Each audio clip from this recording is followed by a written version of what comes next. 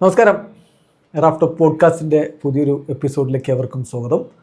ഇന്ന് round of 32-ൽ Argentina, നിലവിലെ ചാമ്പ്യന്മാരായ അർജൻറ്റീന കളിക്കാൻ ഇറങ്ങുകയാണ്.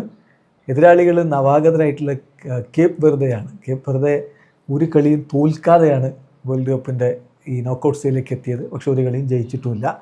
അപ്പോൾ നമ്മോടൊപ്പം ഇന്നത്തെ കളി എങ്ങനെയാവും അതിൻ്റെ ഒരു പ്രിവ്യൂ വിശകലനവുമായിട്ട് കളി നിരീക്ഷകൻ ഷിയാബ് സർ ഉണ്ട്. Welcome Shiyab sir.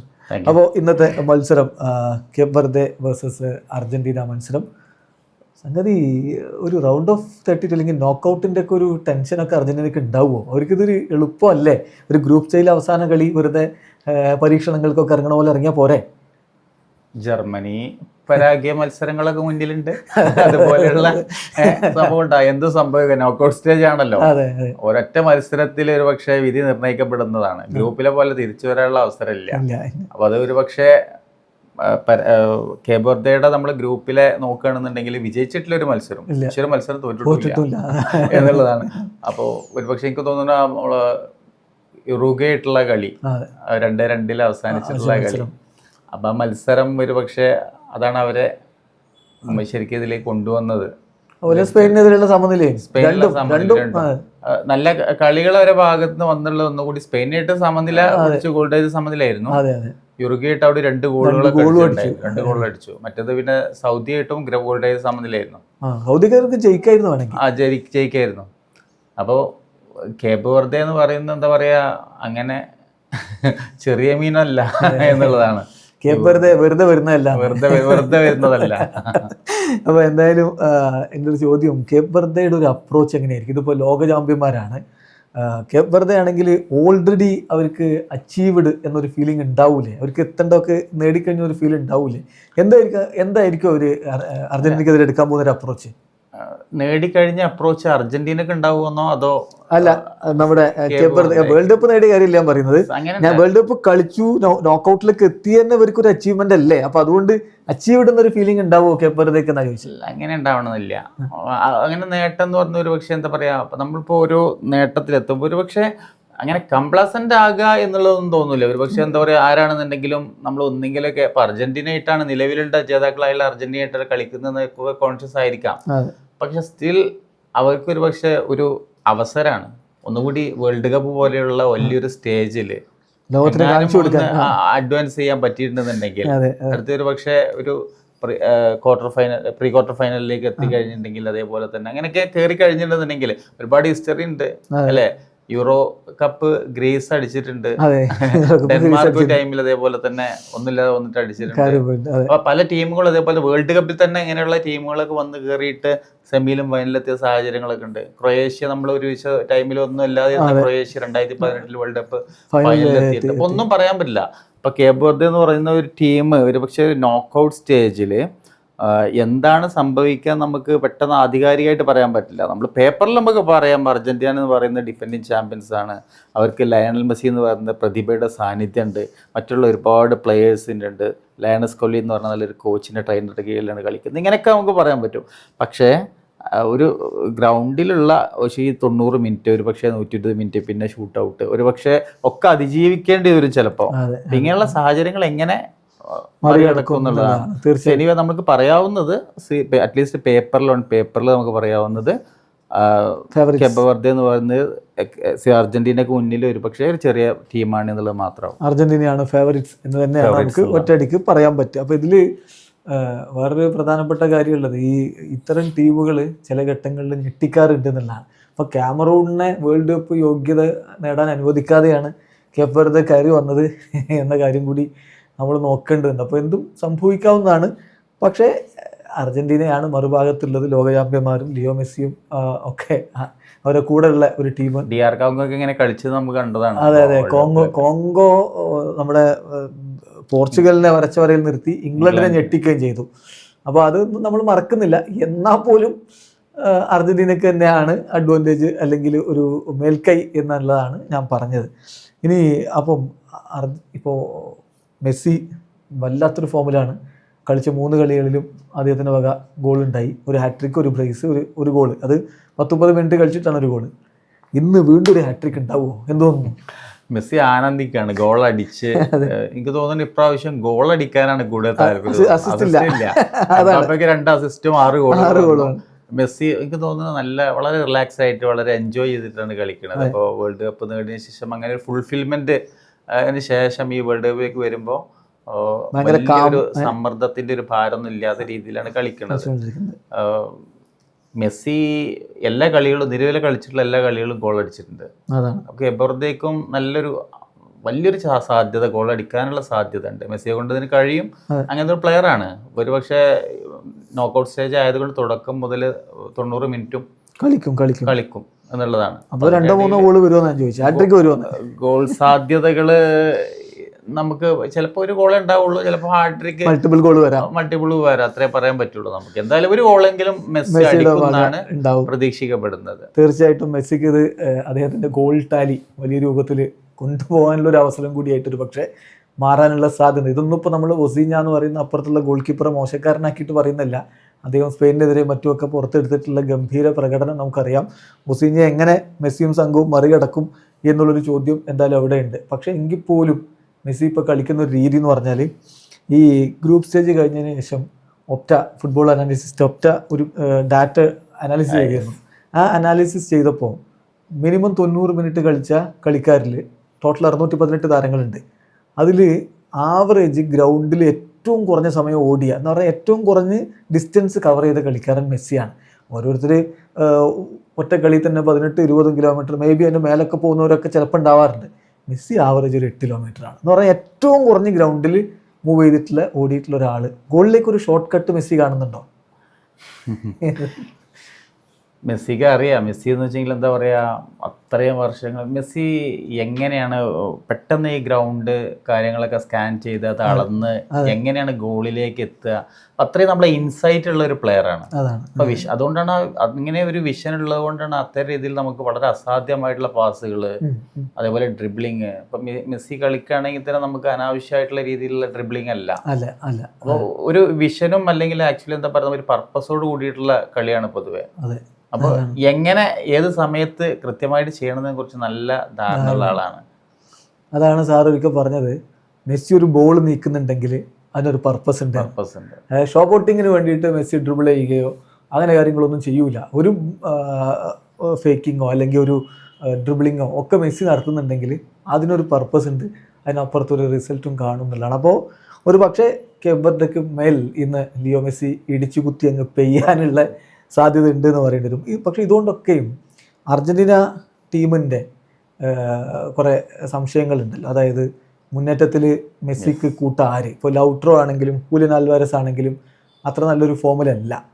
കഴിഞ്ഞ കളിയിൽ ലൗട്രോ ഗോൾ അടിച്ചു, അത് പെനാൽറ്റി ഗോളായിരുന്നു, അദ്ദേഹത്തിൻ്റെ ആദ്യ വേൾഡ് കപ്പ് ഗോളാണ്. ഹൂലിയൻ ആൽവാരസ് ആണെങ്കിലും അത്ര നല്ലൊരു ഫോമിലേക്ക് വേൾഡ് കപ്പിൽ എത്തിയിട്ട് വന്നിട്ടില്ല. അദ്ദേഹത്തിന് ആംഗിൾ ഇഞ്ചുറിയുടെ പ്രശ്നങ്ങളൊക്കെ ഉണ്ടായിരുന്നു എന്നുള്ളത് ശരിയാണ്. അപ്പോൾ എന്ത് കരുതുന്നു, ആ ഒരു പ്രശ്നം ഇന്ന് ആരായിരിക്കും മെസ്സിക്കൊപ്പം? അതാണ് ഏറ്റവും വലിയൊരു വിഷയം എന്ന് പറയുന്നത്, ഒരു ആശങ്ക ഈ ഒരു കാര്യമാണ്. അപ്പോൾ മെസ്സി വളരെ റിലാക്സ്ഡ് ആയിട്ട്, പക്ഷേ മെസ്സിക്ക് കൂടുതൽ കോൺഫിഡൻസോട് കൂടിയിട്ട് കൂടുതൽ എന്താ പറയുക ഒരു ബേർഡൻ ഇല്ലാതെ സമ്മർദ്ദം ഇല്ലാതെ കളിക്കണം എന്നുണ്ടെങ്കിൽ ഈ പറയുന്ന ഹൂലിയൻ ആൽവാരസ് അതേപോലെ തന്നെ ലോത്തറോ മാർട്ടിനസ് പോലെയുള്ള അൽമഡ പോലെയുള്ള പ്ലേയേഴ്സ് ഒക്കെ ആണെങ്കിൽ പ്രതീക്ഷയൊക്കെ ഉയരാൻ ഗോൾ അടിക്കണം. ഒരു നല്ലൊരു അവസരം ഉണ്ട്, ജോർദാനെതിരെ മത്സരം ഉണ്ടായിരുന്നു. ആ മത്സരം വേണ്ടത് പ്രതീക്ഷക്കൊത്ത രീതിയിൽ 2 ഗോൾ അടിച്ചു ശരി തന്നെയാണ്. പക്ഷേ മെസ്സി വന്നതിന് ശേഷം ഒരു ഗോൾ അടിച്ചതും അവർക്ക് ഒരു പക്ഷേ കൂടുതൽ എന്താ പറയാ നല്ലൊരു പ്ലാറ്റ്ഫോം, നല്ലൊരു അവസരമായിരുന്നു. ആ സമയത്ത് കൂടുതൽ ഗോൾ അടിച്ച് കൂട്ടാൻ നല്ല രീതിയിൽ പെർഫോം ചെയ്യാനുള്ളൊരു വേദിയായിരുന്നു അത്. ഓപ്പൺ പ്ലേ ഗോൾ വന്നില്ല. അതെ, മെസ്സി ഫ്രീ കിക്കാണ്, പെനാൽറ്റിയാണ്. അപ്പൊ അങ്ങനെ ഒരു പെർഫോമൻസിനുള്ള ഒരു അവസരം ആക്ച്വലി അവർ കളഞ്ഞു കുളിച്ചെന്ന് എനിക്ക് തോന്നുന്നുണ്ട്. അതാണ്. അപ്പോൾ അതുപോലെ തന്നെ ഇപ്പോൾ ഡിഫൻസിലാണെങ്കിൽ ഇപ്പം കോച്ചിന്റെ ഭാഗത്തു നിന്ന് ചില സംശയങ്ങൾ ഉണ്ട് എന്നാണ് TYC സ്പോർട്സ് ഒക്കെ റിപ്പോർട്ട് ചെയ്യുന്നത്. മറ്റൊന്നുമല്ല, ഈ വിങ്ങില് നിക്കോളാസ് ടാഗ്ലിയഫിക്കോ ഇടത് വിങ്ങിൽ സാറിന് കളിക്കാറില്ല. അപ്പോൾ ടാഗ്ലിയഫിക്കോക്ക് പകരം അദ്ദേഹത്തിന് പരിക്കായ സമയത്ത് ഫെക്കുണ്ടോ മെദീനയെ കളിപ്പിച്ചിരുന്നല്ലോ. മെദീന ആക്ച്വലി ബേസിക്കലി സെൻറ്റർ ബാക്കാണ്, പക്ഷെ ആ പൊസിഷനിൽ കളിച്ചപ്പോൾ നന്നായി കളിച്ചു. അപ്പോൾ അതുകൊണ്ട് ഇന്ന് മെദീനയെ തന്നെ അവിടെ ഇറക്കാനുള്ളൊരു സാധ്യത ഉണ്ട് എന്നുള്ള റിപ്പോർട്ടുകൾ കൂടി വരുന്നുണ്ട്. മധ്യനിരയിൽ പക്ഷേ സംശയങ്ങളില്ല. നമ്മുടെ എൻസോ ഫെർണാണ്ടസും അലക്സിസ് മെക്കലിസ്റ്ററും അതുപോലെ റോദ്രിഗോ ഡി പോളും പിന്നെ അൽമേഡ ഉണ്ടാവും. അപ്പോൾ ആരാധകർ ഇപ്പോൾ നമ്മുടെ കമൻറ്റ് ബോക്സിലൊക്കെ കണ്ടിട്ടുള്ളൊരു ഇതാണ് ലൈനപ്പ് എന്ന് പറയുന്നൊരു കാര്യം എന്ന് വെച്ചാൽ ലോ ചെൽസോനെ കളിപ്പിക്കാത്ത എന്താണ്? അങ്ങനെ ഇപ്പോൾ ആ ഒരു മിഡ്ഫീൽഡൊക്കെ മാറ്റി ലോ ചെൽസോയെ കളിപ്പിക്കേണ്ട കാര്യമുണ്ടോ? എന്ത് ഫീലിംഗ് വരുന്നു? അതിനെക്കുറിച്ച് എന്ത് പറയാൻ തോന്നുന്നു?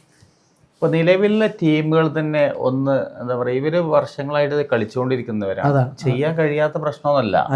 അപ്പോൾ ഒന്ന് ഒത്തിണക്കത്തോട് കൂടിയിട്ട് ഒരു അണ്ടർസ്റ്റാൻഡിങ്ങോട് കൂടിയിട്ട് നിന്ന് കളിച്ചിട്ടുണ്ടെങ്കിൽ റെഡി ആവുന്ന വിഷയമുള്ളൂ. അതാണ്. അപ്പോൾ ഒരുപക്ഷെ ഗ്രൂപ്പ് മത്സരങ്ങളിൽ കൂടുതലായിട്ട് ഒരുപക്ഷെ അധികം റിസ്ക് ഇപ്പോൾ ആ തുടക്കത്തിൽ തന്നെ നല്ലൊരു വിജയം വന്നു. പിന്നെ അപ്പോൾ സ്വാഭാവികമായിട്ടും വളരെ ഈസി മാച്ചുകളായിരുന്നു. അപ്പോൾ ഒന്നുകൂടി മെസ്സിയുടെ പെർഫോമൻസ് ഉണ്ടായപ്പോൾ അപ്പോൾ ഒരു പക്ഷേ എനിക്ക് തോന്നുന്നത് അവർക്കൊന്നും കൂടുതലായിട്ട് അതിനുള്ളൊരു അവസരം അല്ലെങ്കിൽ അതിനുള്ളൊരു വേണ്ടി വന്നില്ല എന്നുള്ളതാണ് എനിക്ക് തോന്നുന്നത്. ഇപ്പോൾ നോക്കൗട്ട് സ്ഥിതി മാറിയത് നോക്കൗട്ട് സ്റ്റേജാണ്. ഒരു പക്ഷേ ഈ പ്ലെയേഴ്സ് തന്നെ ഒരു പക്ഷേ കാര്യങ്ങളിൽ ഒരു പക്ഷേ മാറ്റങ്ങൾ ഉണ്ടാവാം, നല്ല രീതിയിലേക്ക് ഒരു പക്ഷേ ഉയർന്നേക്കാം എന്നുള്ളതാണ്. ലോ ചെൽസോ പോലുള്ളൊരു കളിക്കാരാണ്, ഫ്രീ കിക്ക് ഗോൾ അടിച്ചാണ്. അദ്ദേഹം കൂടുതൽ പ്ലേയിങ് ടൈം അർഹിക്കുന്നില്ലേ, അതല്ലേ സ്റ്റാർട്ടിങ്ങിൽ ഇടം കൊടുക്കണ്ടേന്നാണ് ഈ ആരാധകരുടെ ചോദ്യം. പക്ഷേ കോച്ചിനിപ്പം കൃത്യമായിട്ടുള്ള ഒരു പ്ലാൻ ഉണ്ട്, അതുകൊണ്ട് അത് മാറ്റാൻ സാധ്യതയില്ല. എന്ത് തോന്നുന്നു? സ്കലോണിക്ക് തീർച്ചയായിട്ടും ഉണ്ടാവും ഒരു എങ്ങനെയാണ് ഇപ്പോൾ ടീമിൻ്റെ ലൈനപ്പ് എങ്ങനെയാണ് കൊണ്ടുവരുന്ന ഫോർമേഷനെ കുറിച്ച് വ്യക്തമായിട്ടുള്ള ധാരണ ഉണ്ടാവും. ലോ സെൽസൊക്കെ അന്ന് ജോർദാനത്തയുടെ അവസരം കിട്ടി, പക്ഷേ ആ ടൈമിൽ നല്ല രീതിയിൽ വിനിയോഗം നല്ലൊരു ഫ്രീ കിക്കാണ്, നല്ല ഫ്രീ കിക്കുള്ള ഗോൾ നേടി നന്നായി കളിച്ചു. ഒരു പക്ഷേ ഫാൻസ് ഒരു പക്ഷെ നമ്മൾ എന്താ പറയുക വൈകാരികമായിട്ട്, കാരണം വെച്ചെങ്കിൽ കളി കണ്ടുകൊണ്ട് സ്വാഭാവികമായിട്ട് ഉണ്ടാകും എന്നുള്ളതാണ്. പക്ഷെ എനിക്ക് തോന്നുന്നു ലോസൻസ് തീർച്ചയായിട്ടും അതിൽ അർഹിക്കുന്നുണ്ട്, സബ്സ്റ്റിറ്റ്യൂട്ട് റോളിലൊക്കെ ഇറങ്ങാനൊക്കെയുള്ള സാധ്യത ഉണ്ട്, തള്ളി കളഞ്ഞുകൂടാന്നുള്ളതാണ്. തീർച്ചയായിട്ടും അവരുടെ ഒരു ലൈനപ്പ് ഓൾമോസ്റ്റ് കൺഫേംഡ് ആണിത്. കംപ്ലീറ്റ്ലി കൺഫേംഡ് എന്നല്ല പറഞ്ഞാൽ ഓൾമോസ്റ്റ്. അവിടുത്തെ മാധ്യമങ്ങൾ നൽകുന്ന വിവരം ഗോൾ കീപ്പറായിട്ട് എമിലിയാനോ മാർട്ടീനസ്, ഡിഫൻസിൽ Nahuel Molina, Cristian Romero, Lisandro Martinez. ഇടതുഭാഷത്തിലാണ് ഒരു ചെറിയ കൺഫ്യൂഷൻ. ടാഗ്ലേഫിക്കോ ഓർ ഫെക്കുണ്ടോ മെദീനയെ കളിപ്പിക്കാനുള്ള സാധ്യത TYC സ്പോർട്സ് ചൂണ്ടിക്കാണിക്കുന്നു. മധ്യനിരയിൽ റോഡ്രിഗോ ഡി പോളും അലക്സിസ് മാക്കലിസ്റ്ററും എൻസോ ഫെർണാണ്ടസും തിയാഗോ അൽമേഡയും. അറ്റാക്കിൽ ലിയോ മെസ്സിക്കൊപ്പം ആര് എന്നുള്ളതാണ് ചോദ്യം ഇനി ബാക്കിയുള്ളത്. ലൗട്രോ ഓർ ഹുലിയൻ അൽവാരസ് എന്നുള്ളതാണ്. ലൗട്രോയെ കളിപ്പിച്ചേക്കും എന്ന് പറയുന്നത്, കാരണം ഹുലിയൻ ആ പരിക്കിൽ നിന്ന് അങ്ങ് 100% ഫിറ്റായിട്ടില്ല എന്നുള്ളതാണ് അതിലൊരു കാര്യം. അപ്പോൾ ഇതാണ് അർജന്റീനയുടെ 11. ഈ 11 ഇപ്പം നമ്മളിപ്പോൾ വെറുതെക്കെതിരെ ഈ 11 ധാരാളമാണ്. അപ്പോൾ ചോദ്യം ഇതാണ്, എന്ത് ഒരു റിസൾട്ട് സാറ് പ്രഡിക്റ്റ് ചെയ്യുന്നു ഈ കളിയിൽ? ഒരു 3 ഗോൾ വിജയം ഞാൻ അർജന്റീന വിജയിക്കുന്നതായിരുന്നു കാണുന്നുണ്ട്. 3-0. മെസ്സി എത്ര ഗോൾ അടിക്കും? മെസ്സി ഒരു ഗോൾ എന്തായാലും അടിക്കും എന്നുള്ളതാണ്. കാരണം ഇതുവരെ ഇപ്പോൾ അർജന്റീനയുടെ പ്രകടനം വെച്ചിട്ട് വേറെ പ്ലേയേഴ്സ് ഒന്നും ഗോളുകളൊന്നും അടിച്ചിട്ടില്ല. അപ്പോൾ 3 ഗോൾ അടിക്കുന്നുണ്ടെന്നുണ്ടെങ്കിൽ 2 ഗോൾ മെസ്സിയുടെ ഗോളായിരിക്കും എന്നുള്ളതാണ്. തീർച്ചയായിട്ടും 3 ഗോള് അർജന്റീന അടിക്കുകയാണെങ്കിൽ 2 എണ്ണം മെസ്സി അടിക്കും എന്നാണ് സാറ് പറയുന്നത്. ഒരു കാര്യം കൂടി ചോദിച്ചിട്ട് നമുക്ക് അവസാനിപ്പിക്കാൻ തോന്നുന്നു. അർജന്റീനയ്ക്ക് വഴി എളുപ്പമല്ലേ? കാരണം കേപ്പ് വെർദെയാണ് ഇവിടെ. ഇനിയിപ്പോൾ അടുത്തത് വരുന്നത് നമ്മുടെ ഈജിപ്തും ഓസ്ട്രേലിയയും തമ്മിലുള്ള കളിയിലെ എതിരാളികളാണ്. അതേസമയം മറുഭാഗത്ത് ഇപ്പോൾ പോർച്ചുഗൽ ഇനിയിപ്പോൾ അടുത്ത കളിക്കാൻ പോകുന്നത് സ്പെയിനിനെതിരെയാണ്. അത് ജയിച്ചാൽ മുന്നോട്ട് പോയാലും അവർക്ക് കടുത്ത ടീമുകളോട് കളിക്കേണ്ടി വരുന്നു. അതിൻ്റെ വഴി എളുപ്പമല്ലേ? പ്രീ ക്വാർട്ടറിലുള്ള ക്വാർട്ടറിൽ പിന്നെ ഈ ഇംഗ്ലണ്ട് ബ്രസീലൊക്കെ വരാനില്ലേ? സെമിയില് ബ്രസീൽ വരാം, ക്വാർട്ടറിൽ കൊളംബിയ വരാം. കൊളംബിയ എങ്ങനെ നിസ്സാറായി കളയാൻ പറ്റുമോ? ഇല്ല. കൊളംബിയ എപ്പോഴും ഡേഞ്ചറസ് ആണ്, എസ്പെഷ്യലി ലാറ്റിൻ അമേരിക്കൻ മേഖലയിൽ കൊളംബിയ കളിക്കുമ്പോൾ. കൊളംബിയ ഇപ്രാവശ്യം എന്ന് പറയുന്നത് കൊളംബിയ വളരെ ഫേവറേറ്റ് വന്നിരുന്ന ടൈമൊക്കെ ഉണ്ടായിരുന്നു. അപ്പോൾ കൊളംബിയ ഇപ്രാവശ്യം നല്ല ഫോമിലാണ്.